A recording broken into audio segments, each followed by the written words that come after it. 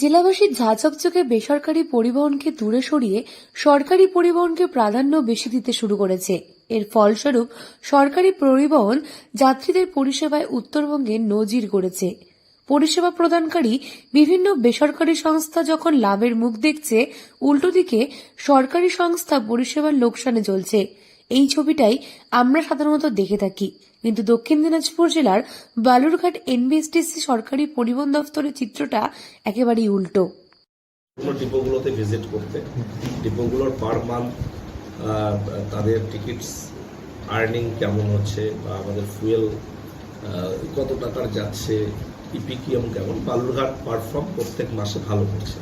এই মাসে প্রায় 90 লাখ টাকার মতো তারা আর্নিং করেছে, যেটা সর্বোচ্চ এই পর্যন্ত। এই 30 টাকার বেশি, 30 টাকার মতো ইপিকিএম। তো স্বাভাবিকভাবে এইটুকু আমি বলতে পারি বালুরঘাট ডিপো দিন দিন গ্র্যাজুয়ালি ডেভেলপ করছে।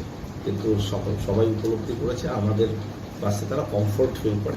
সেক্ষেত্রে রাতে নাইট সার্ভিস কোচবিহার বা শিলিগুড়ি, এটা আমাদের 1-2 বাস পরিষেবা দেওয়ার জন্য অনুরোধ করেছে।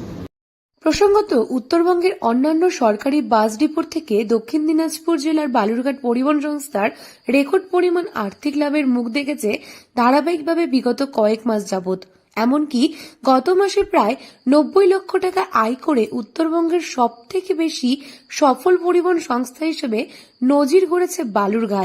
আমরা বেশি ভরসা করি, তার কারণটা হচ্ছে যে সরকারি বাস হচ্ছে ঠিক টাইমে চলাচল করে এবং ভাড়া কম। পাবলিক বাস যেরকম যেতে অনেক দেরি হয়, তার ঠিক মতো বাস পাওয়া যায় না, কিন্তু সরকারি বাসের একটা যথাযথ সময় তারা ব্যবহার করে এবং ভাড়া কম।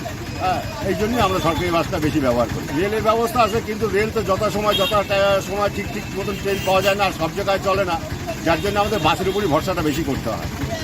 তবে সরকারি পরিবহনে মানুষ বেশি ভরসা করছেন কেন? সাধারণ যাত্রীদের একটাই বক্তব্য, বালুরঘাট থেকে দূরপাল্লার পরিষেবায় সরকারি পরিবহন বেসরকারি পরিবহনের থেকে অনেক গুণ ভালো। সঠিক সময়ে দ্রুত গতিতে গন্তব্যে পৌঁছে দিতে এর জুড়ি নেই। সেই কারণে বাজিমাত করেছে সরকারি পরিবহন। বালুরঘাট স্টেশন থেকে ট্রেন পরিষেবা খুব বেশি না থাকায় সাধারণ মানুষকে নির্ভর করতে হয় বাসের উপরই। বালুরঘাট ডিপোর তথ্য অনুযায়ী ভোর 3:30 থেকে কলকাতার উদ্দেশ্যে প্রথম বাস ছাড়ে এবং সন্ধ্যা 6:45-এ শেষ বাস ছেড়ে যায় মালদার উদ্দেশ্যে। তো আপনারা জানেন আমাদের 73টা নতুন বাস ঢুকতে শুরু করেছে, তার মধ্যে 43টা ইতিমধ্যে এসে গেছে, আর বাকিগুলো অল্প সময়ের মধ্যে আসবে। তার মধ্যে বেশ কিছু এসি রকেট রয়েছে। আমরা চেষ্টা করব যে কোচবিহার কলকাতা চালানোর পাশাপাশি কোচবিহার বালুরঘাট কিংবা Siliguri Balurghat 1-2 night service, rocket service দেওয়া যায় কিনা, এটা আমি গিয়ে চিন্তা ভাবনা করবো এবং অল্প সময়ের মধ্যেই বাসগুলো ডিস্ট্রিবিউশন হবে ডিপো ধরে ধরে। ভোর থেকেই বালুরঘাট এনবিএসটিসি বাস স্ট্যান্ডে লক্ষ্য করলে দেখা যাবে বর্ধমান, শিলিগুড়ি, রায়গঞ্জ, মালদা, এমনকি কলকাতা যাওয়ার জন্য সকাল থেকে যাত্রীদের লম্বা লাইন। বালুরঘাটের অন্যান্য ডিপোর বাস মিলিয়ে সারাদিনে প্রায় 50 থেকে 55টি বাস যাতায়াত করে। অন্যদিকে বেসরকারি বাস স্ট্যান্ড থেকে এই সমস্ত রুটে বাস গেলেও সেখানে যাত্রী সংখ্যা নগণ্য। তবে আমরা নর্থ বেঙ্গলে যখন আমরা মিটিংটা বসেছিলাম, তাদের তথ্য হিসাবে আমাদের বালুরঘাট ডিপো লাভজনক, খুব ভালো লাভজনক অবস্থায় আছে, যেটা আমাদের উত্তরবঙ্গের মধ্যে বালুরঘাট একটা নজর কেড়েছে।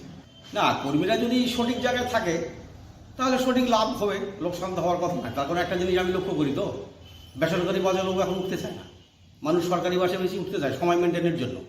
এই সমস্ত রুটে প্রচুর বেসরকারি বাস চলাচল করলেও সরকারি পরিবহন সংস্থার বাসকেই বেশি প্রাধান্য দিয়ে আসছেন সাধারণ মানুষ। দক্ষিণ দিনাজপুর থেকে সুস্মিতা গোস্বামীর রিপোর্ট, লোকাল 18 বাংলা।